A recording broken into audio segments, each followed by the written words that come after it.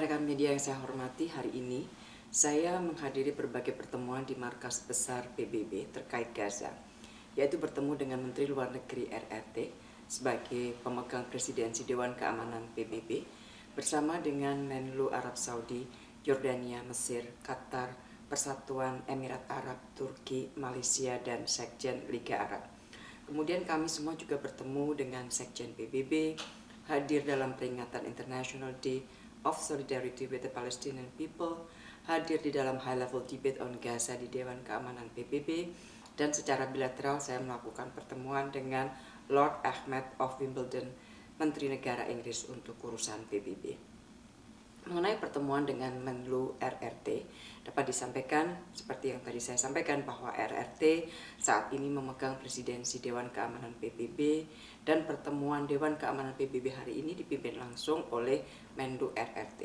Di dalam pertemuan kita memiliki pandangan yang sama mengenai pentingnya kita mengirimkan pesan yang kuat dari pertemuan DK hari ini dan menekankan kembali pentingnya ceasefire, kemudian unhindered and sustained humanitarian assistance, dan juga penting dimulainya proses perdamaian. Secara khusus di dalam pertemuan dengan Menlu RRT saya sampaikan bahwa perhatian juga harus diberikan ke West Bank, ke tepi barat, di mana kekerasan terus terjadi dan semakin meningkat, bahkan ketika masa terus dijalankan.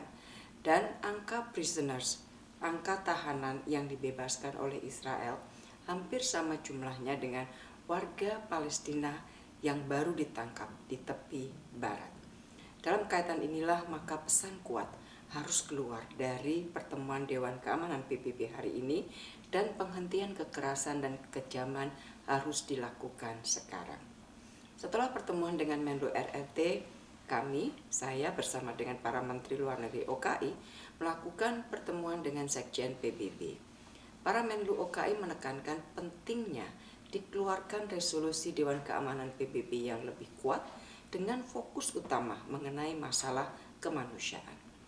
Isu penting terkait gencatan senjata kembali disampaikan dan dibahas pula mengenai penjajakan, pembukaan akses lain, pengiriman bantuan kemanusiaan, dan pentingnya penyederhanaan pengecekan keamanan agar bantuan kemanusiaan dapat lebih cepat tersalurkan, karena memang kebutuhannya sangat mendesak.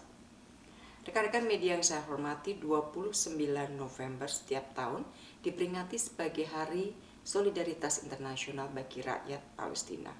Untuk tahun ini, semua Menlu OKI yang berada di New York hadir dalam peringatan tersebut untuk menunjukkan dukungan kuat kepada Palestina. Di dalam peringatan tersebut, Presiden Indonesia juga menyampaikan pesan tertulis yang intinya menegaskan kembali dukungan Indonesia kepada perjuangan bangsa Palestina. Dan di dalam peringatan tersebut hadir antara lain Presiden Majelis Umum PBB, kemudian Wakil Ketua dari SERB. SERB ini adalah komite di Majelis Umum PBB untuk perjuangan hak-hak rakyat Palestina, kemudian Watap atau Dubes RRT sebagai wakil dari RRT yang memegang presidensi Dewan Keamanan PBB bulan ini. Kemudian hadir pula Deputi Sekjen PBB dan Watap atau Dubes Palestina yang membacakan pesan Presiden Palestina. Rekan-rekan, mengenai pertemuan di Dewan Keamanan PBB, kehadiran sejumlah Menlu OKI di pertemuan hari ini sekali lagi untuk menunjukkan dukungan OKI terhadap Palestina dan merupakan bagian tindak lanjut mandat yang diberikan pemimpin OKI dalam KTT di Riyadh 11 November lalu untuk menggunakan semua upaya guna mencari penyelesaian situasi di Gaza. Di dalam pembacaan statement nasional atau posisi nasional di awal pidato, saya menyampaikan bahwa saya hadir kembali di pertemuan Dewan Keamanan PBB karena saya ingin berada di sisi yang benar dari sejarah, yaitu membela keadilan dan kemanusiaan bagi Palestina. Selain itu, saya sampaikan kekhawatiran yang dalam atas situasi di Gaza saat ini. Saya juga khawatir terhadap meningkatnya serangan kepada warga Palestina di tepi barat.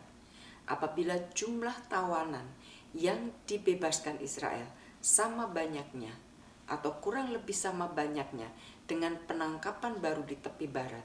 Pertanyaannya adalah apa gunanya? Indonesia menyambut baik terus yang berlangsung saat ini, namun pertanyaannya adalah apakah ini cukup? Dan Indonesia berpendapat bahwa hal ini tidak cukup, karena humanitarian pause masih terlalu sempit dan rapuh untuk betul-betul membuat situasi Gaza lebih baik. Untuk berkesinambungan, jadi situasi Gaza lebih baik secara berkesinambungan. Saya kutip pernyataan PM Netanyahu yang mengatakan bahwa operasi militer akan dilakukan kembali dengan kekuatan penuh pada saat terus selesai. Saya sampaikan saya tidak bisa paham atau saya tidak dapat memahami pernyataan semacam ini. Saya juga tidak dapat memahami jika Dewan Keamanan PBB membiarkan ancaman terhadap kemanusiaan ini pada akhirnya menjadi kenyataan. Dewan Keamanan PBB harus dapat mencegah agar kekerasan tidak terulang kembali di Gaza. Oleh karena itu, sebuah aksi baru Dewan Keamanan PBB diperlukan, dan aksi ini harus memuat: pertama, pentingnya pemberian bantuan kemanusiaan tanpa hambatan ke seluruh wilayah Gaza dan dapat termonitor dengan baik. Kedua, penghormatan terhadap hukum internasional termasuk hukum humaniter internasional yang harus betul-betul dilakukan. Yang ketiga, pentingnya gencatan senjata yang permanen untuk mengakhiri semua kekejaman.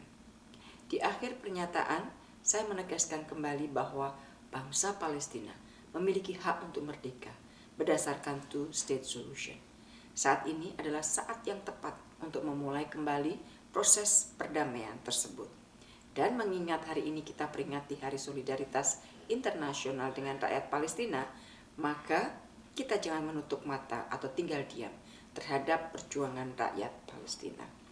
Rekan-rekan media yang saya hormati, di sela-sela pertemuan Dewan Keamanan PBB, saya juga melakukan pertemuan bilateral dengan Lord Ahmad of Wimbledon, Menteri Negara Inggris untuk urusan PBB.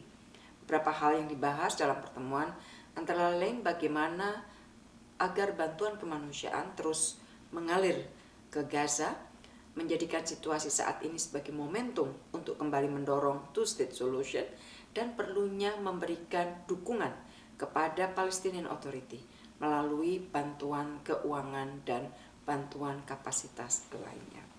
Demikian rekan-rekan yang dapat saya sampaikan, antara lain mengenai hasil debat di Dewan Keamanan PBB dan beberapa pertemuan lain di markas besar PBB. Terima kasih. Jelajahi cara baru mendapatkan informasi. Download Metro TV Extend sekarang.